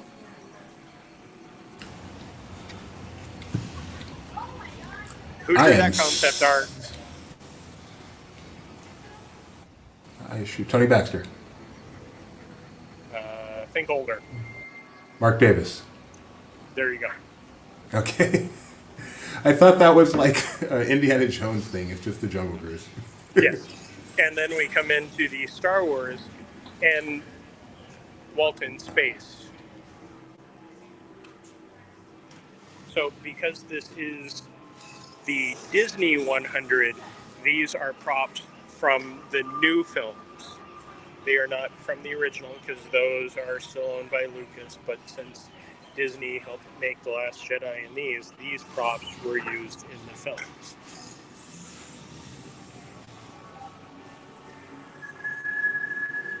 Yay. Oh, Star Wars, of course. It's part of Disney 100, isn't it? Yeah. Yeah. Why? So is Marvel here or Muppets here? Is it all here? Sadly, there is no Muppets. That's something actually next time I see Becky, I'm going to ask her about. But there is Marvel with the Black Panther, Thor's helmet. They even have the Iron Man mask, which wasn't a Disney film, but since they acquired all of that, it is Disney. Oh, an Ant-Man. Yes, but it's a wasp, and it's not like the popcorn bucket where you can eat the popcorn out of Ant-Man's head. Have you talked about that? No. No. AMC is having an Ant-Man popcorn bucket that you lift open the helmet and you eat the popcorn out of the head. Yeah, we will show that if I can find it here. I would search Twitter, but you know. So for that Iron Man helmet, do they have to get that from Paramount or because it was still Marvel Studios? I guess they probably had that. I'm guessing it's because there's Marvel Studios. Walking through it now, I'm like, oh, I need to ask about this question. I need to ask about this. Yeah, I guess probably Paramount was just the distributor, so maybe Marvel Studios got to hold on to it anyway. This is the actual sheet music from Whistle While You Work. Wow. Is that handwritten? Yep. Oh man, that is just so cool. Now, have you had any Ben Gates moments as you're walking through this stuff? Yes. Actually, when I walked in here first, I looked at that because I pushed National Treasure on my flight down or flight up. I'm going to steal the Whistle While You Works musical. And it's just, there's so many things to see here. So much to do, so much to see. Yes, we're coming up to one of my favorite pieces in the exhibition, not the actual Mickey Mouse guitar used by Jimmy Dodd. Is that a 4-string? It is. Interesting. So over here is about the sound effects, and this is something very unique. And I know our CEO is very sad he cannot see it. It is the actual whistle used for Steamboat Willie. So Steamboat Willie, and also, or was that something else that they used for Mickey and Minnie's? No. Was it the whistle or? It was the whistle. Yeah, that was used for Mickey and Minnie's. So that is like literally the whistle that was blown to do the whoo-hoo in Steamboat Willie. Yep. And then it still exists. Animation plus they show the examples that were filmed in the 70s of how they were used and what they were used for. But this piece is something I'd never seen before. Any guesses, Doobie? No, it looks like a wind chime, so I don't like it. But what is it?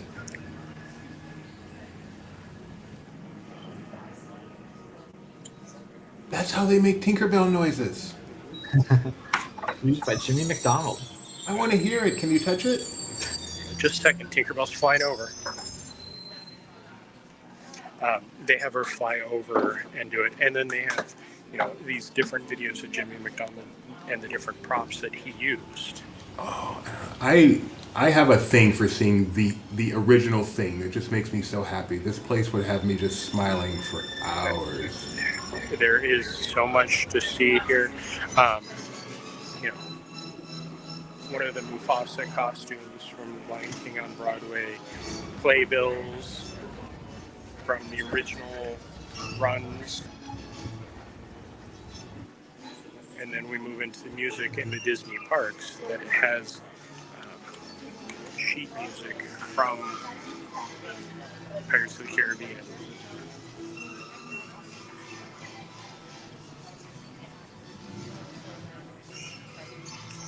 And then they have artwork, including the artwork that was originally used for the Haunted Mansion record album. Yeah. And then over here, there's a giant jukebox where you can listen to all the different music.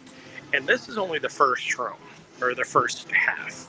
I also have a giant jukebox where I can listen to all the things on my computer. It's pretty cool.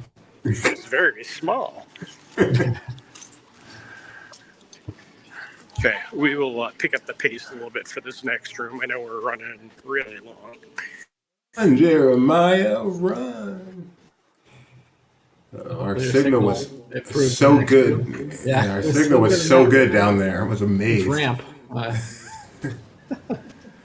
Just that one.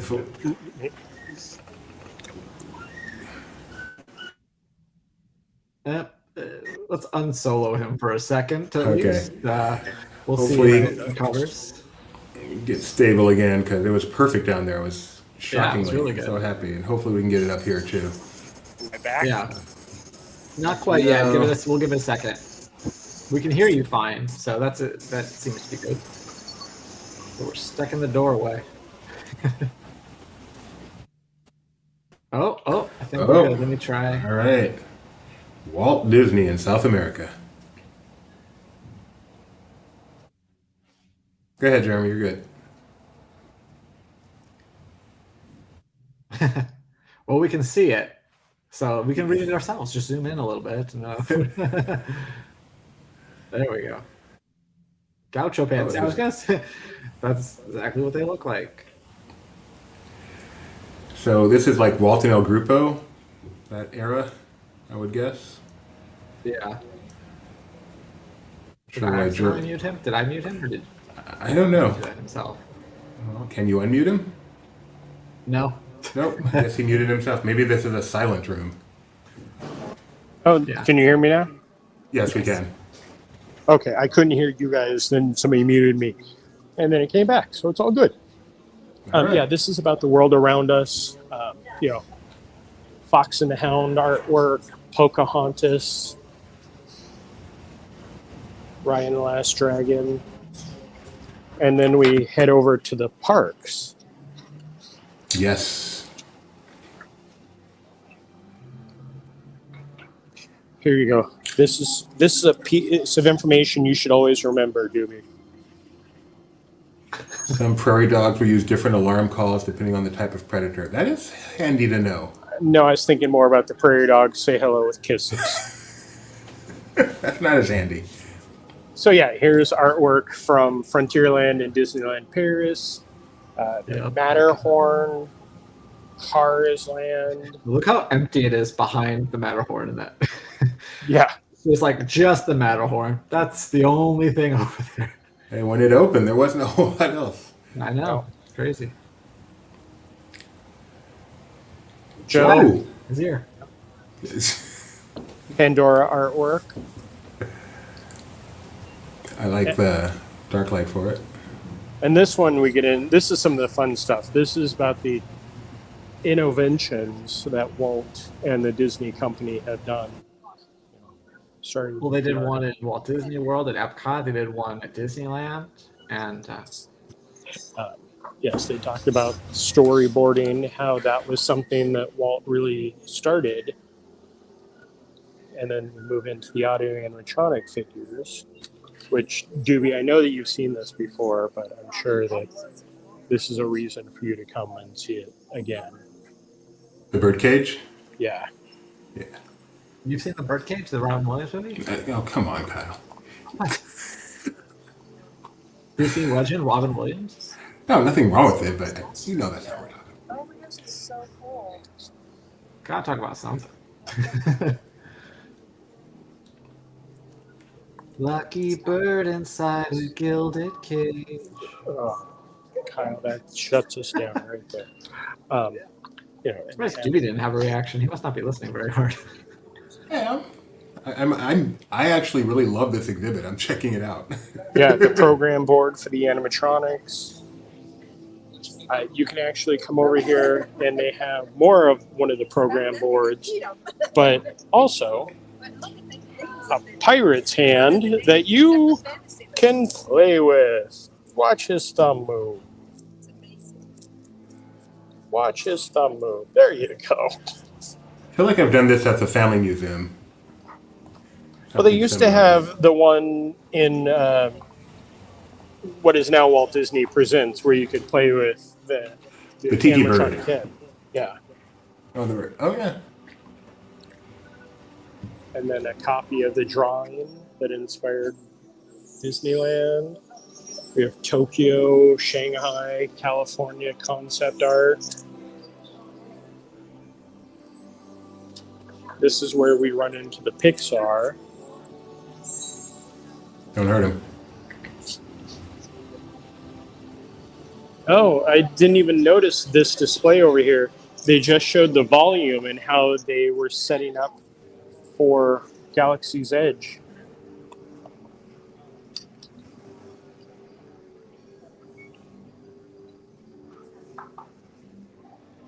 Can you explain that a little more? Well, they're talking about the volume, which is how they film The Mandalorian, Book of Boba Fett, and a lot of the Disney films, where instead of having a green screen, they actually have everything projected around them. So the lighting works perfectly, and it also is something for the actors to react off of, not just, okay, at some point there's going to be this cool thing behind you. There we go. There's a good version. I'm pretty sure this is... I'm guessing this is one of the... Yes, on Disney Plus, they have this about the Mandalorian. Rebecca's asking, is that the Avatar score she's hearing? No, that was Under the Sea. Get in. Yeah, that'll work out really well. That is a Matterhorn bobsled. One seat, none of this individual seat thing. The date night. Date night version. The version I rode with Rebecca. Except I didn't. So we're into the planning of the parks. I've never seen this before. It's the draft of the entrance plaque. Crazy. Oh, wow.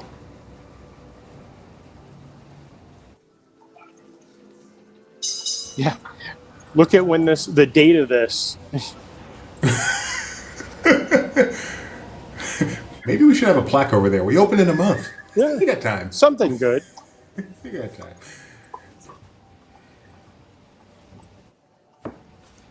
Walt's badge. Employee number 1. This one is really neat. This is the concept rendering of Disneyland. By whom? We wait here long enough. It is not the Herb. It's the Peter Ellen Shaw. The Ellen Shaw. Okay, and it actually glows? Yeah. I mean, this is just a screen with the art on it. But anytime now. Come on, guys.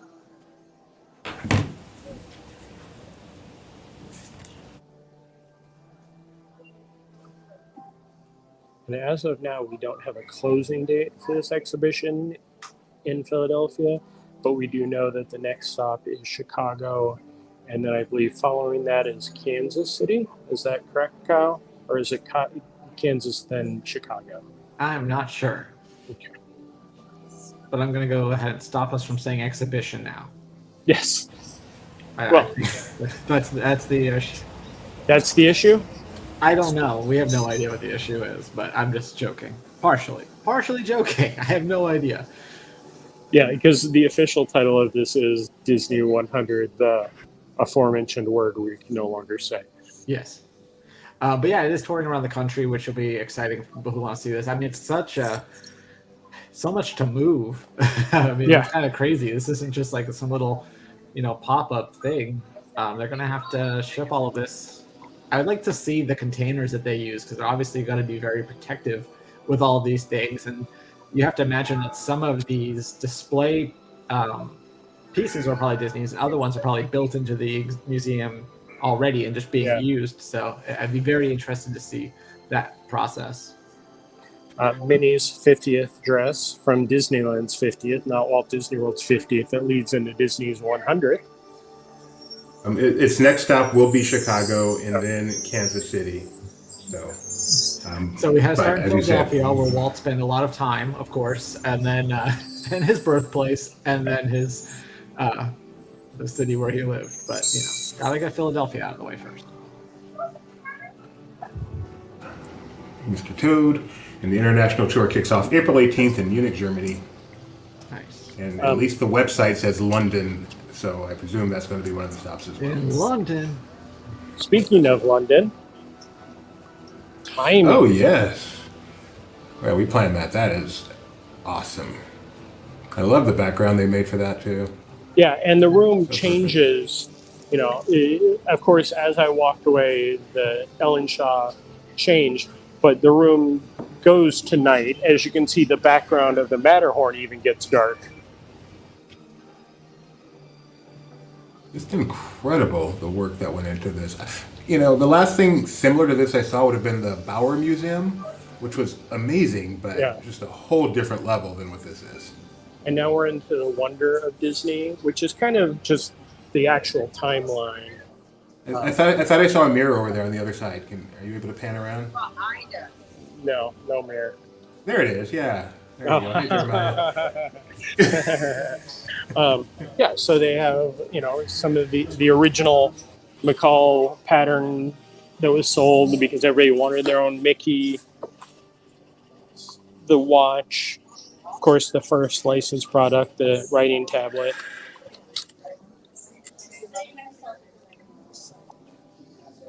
They have the coonskin cap. Oh, I bet that's going to shut us down too. But yeah, the timelines, they even have the Pooh for President hat. And then we head into more of the timeline that we're all familiar with. Then wow. Disney Adventures. Is that the Golden Girls on the TV there? Yeah, and each one, there you go. Lost. They've got Lost. Dharma. Dharma is represented. I'm so happy. What about Greg, though? Wrong Dharma. High School Musical. And then We're Just Getting Started showcases things to come. Although Dharma and No Muppets, that is really interesting. Now, if I run into Becky, I will ask about that. So this showcases the things that are coming, elements. They have the Indiana Jones and the Dial of Destiny, a random Miss Marvel costume. I know it's for the Marvels, but Wish? Closing credits. Disney Wish anywhere? The movie? No. I hadn't seen anything pop up on that yet, but this is the Peter Pan and Wendy props for the upcoming film, and they are going to change out each time. So, it'll be whatever's coming.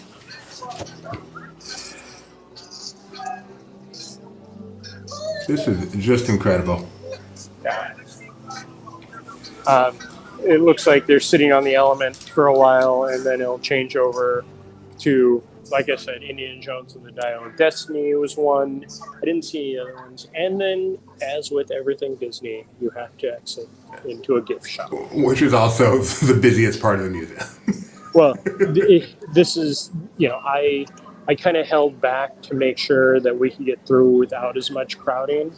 Yeah. So I let everybody go through. Oh, Guardians of the Galaxy Volume 3. There we go. So it is just whatever is coming next. That is very nice. Tony points out the Muppets just got a new exhibit at the Smithsonian. There's a tough word. So that may play a part in them perhaps a part in them not being here.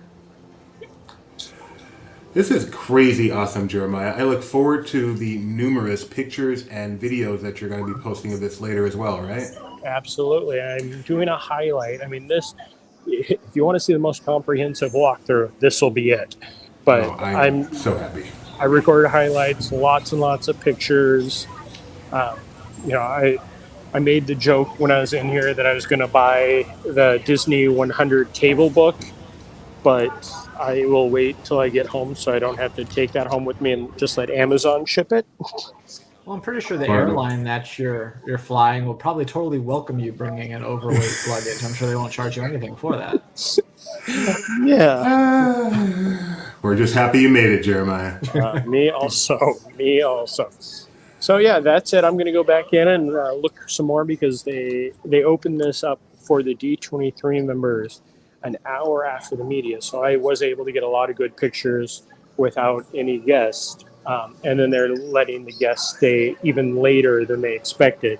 So hopefully I can get this and then make it down to Independence Hall because I'm looking for some good sunglasses. Thank you. Just a reminder, this is at the Franklin Museum in Philadelphia. This is a preview. It opens officially to the public on February 18th, 3 days away. So really, really exciting stuff. Thanks so much for the detailed tour. Thank you, Franklin and Philadelphia, for the great signal so we could actually do this. Thanks, Jeremiah. No problem. Thank you, guys. Talk to you soon. Awesome. Wrong button. So I'm back here, still wrong button, with Kyle. And we're almost done here. A couple of things came up while we were in there. And then one more thing I just wanted to show again before we say goodbye. So this popcorn bucket that Jeremiah mentioned, we were able to find that on TikTok. This was TikToked by Angel Rainier. I'm just going to do the visual on this. Okay. Just it's not because that's fine. It's okay. You want to explain yourself to me? Yeah, I started to, and they were like, I don't need to explain anything. So this is the Ant-Man and Wasp popcorn bucket that you can get at AMC Cinemas.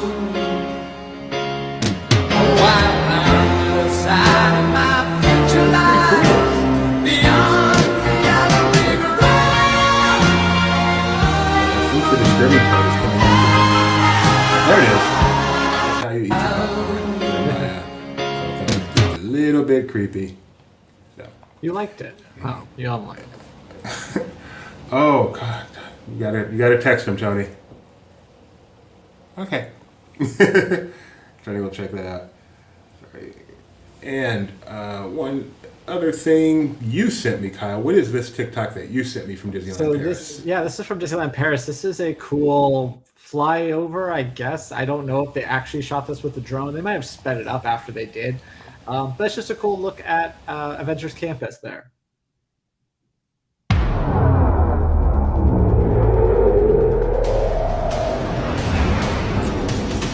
Systems are now clear.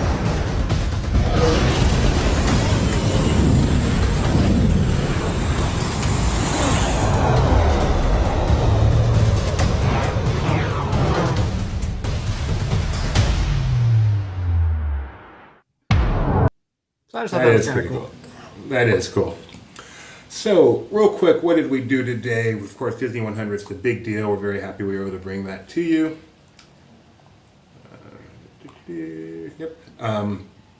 We looked at Ant-Man and the Wasp Quantumania reviews. Right now on Rotten Tomatoes, it is holding steady at 53%.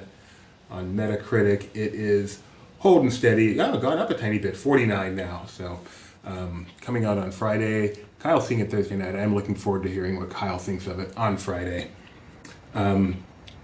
saw a trailer for Turning the Table Season 2, which looked really interesting. Robin Roberts, the new Oprah Winfrey. Fourth Spider-Man is, because, as Kevin Feige said, pen has gone to paper for the fourth Spider-Man film. And we had Tony. They still use pens. They still use pens. Definitely not just using Final Draft on the computer. They are sitting there writing it on a tree. I think we might be surprised how many writers still write by hand. Which I think they might take notes. I don't think they're writing entire scripts on paper. Okay. Well, you're in the industry. You know much better than me. You've been in the room when last-minute revisions are being made on scripts, right? Technically, yeah. Like, I mean, obviously there's usually a writer's room, but on Big Bang Theory, it's a multicam, and we got to be there for rehearsals too, and I heard them change lines. Like, they're like, I don't quite like that one, so I'd see them coming up with lines and changing lines on the fly that we eventually shot that way. So when it comes on in syndication, I'm like, oh wait, I'm starting to recognize these lines. I'm in this episode, and then I'm like, oh yeah, he was supposed to say this originally. So what would have happened if you go, oh, I have an idea? Don't think I didn't think about it. I'm like, I could easily make this show funnier. No, I like Big Bang Theory. Like, it's okay. But it's a good show. We had Tony on to talk about the new Roosevelt's Disney100 collection and the Jurassic Park cryogenics canister, which is pretty awesome. And then the one more thing I really wanted to show, just one more time. One more time. Because it broke during our show, and this is a big one for us. This is a new look at The Little Mermaid, coming to theaters 100 days from today. So all 31 seconds of it. Close out the show with this quick look. Out of the sea, wish I could be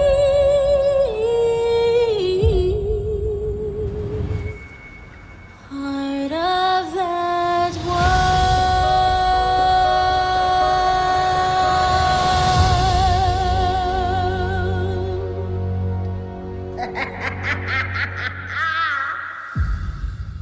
She does have this. I'm actually wearing a Little Mermaid shirt, so I brought this upon. So there you go. Right now. That's cool. Didn't even realize it the whole time we were talking about that earlier. Didn't realize it until right now. So that's 100 days away, and then we had a live cavalcade from Disneyland. Almost forgot about that. Featuring that was cool. I was going to ask if they were doing that every day, and then I'm like, oh, well, not with the cast at least. I don't think that those actors are just going to be hanging around DCA for the next couple months. But they were cavalcading to a Q&A that our guys are going to be at, and then she's going to be debuting at DCA today, so we'll undoubtedly be showing you that. Then, as I said earlier, we'll be back tonight. I think we're going to probably come on. Let me check out that schedule. Might want to double check. Tony was scheduling that, so. Tonight's? Yeah. Oh, well, then I'll just see what Tony scheduled. And make sure we don't need to adjust it. Yeah. It's not scheduled yet, so. Okay. He's working on it. The red carpet for the Super Nintendo World kicks off at 6:30 tonight, so we are going to go live somewhere in that neighborhood. Talk about Super Nintendo World, get excited for that, hopefully get some live spots, get some live interviews from the red carpet. And then actually at 8 p.m. tonight, Universal Studios is doing an official live stream. So we're going to be watching that ourselves. We won't be live for that. And then at 8:30, they're going to open up the park for the media. So we're going to have a couple of guys going there and hopefully, again, go live from there and see Super Nintendo World at night with all the media and have some of that fun. So yeah, busy day here at the LP. So stay tuned, laughingplace.com/TV. You can just leave that on all day and you won't miss a thing. And in between, you have awesome Disney stuff, including Disney news. Or you can just ring the bell, make sure you say notifications so that you get notified every single time we go live here at Laughing Place. Thank you, Jeremiah in Philadelphia. Thank you, Benji in Southern California. Thank you, Tony in Orlando. Thank you, Kyle in Missouri. And Doobie in Northern California. 5 locations today. It's right over there. I can't believe I just forgot. 5 locations today. That's pretty awesome. Thanks everybody for joining us wherever you are, and we'll be talking to you later. We'll be around today. Bye, Kyle. Bye.